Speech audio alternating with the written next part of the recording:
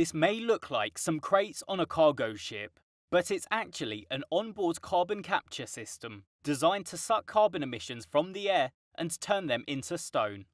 It's one of the ways the shipping industry is exploring to reduce their climate footprint. We capture CO2 directly on board ships to trap their CO2 emissions and reduce them, and keep the ship sailing on the water instead of replacing the whole fleet.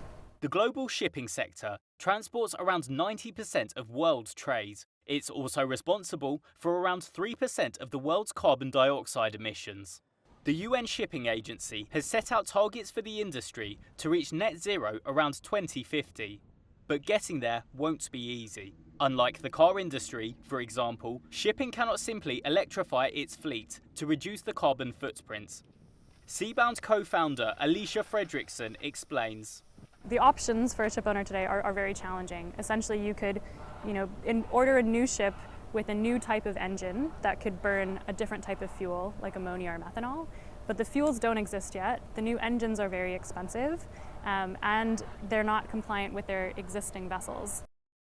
Another possibility is capturing ships' emissions and storing them on board. UK startup Seabound is developing a carbon capture system designed to fit on the deck of large cargo ships.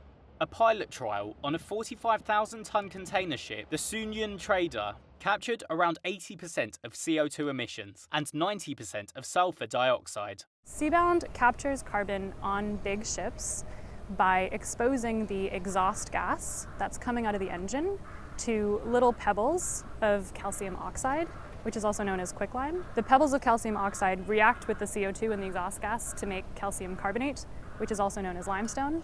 Carbon capture's role in emission reductions has so far been limited.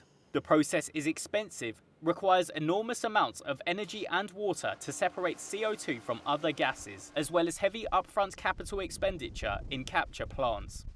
Seabound says their system simplifies the process by decoupling the carbon capture phase from the traditionally expensive recovery and storage phases.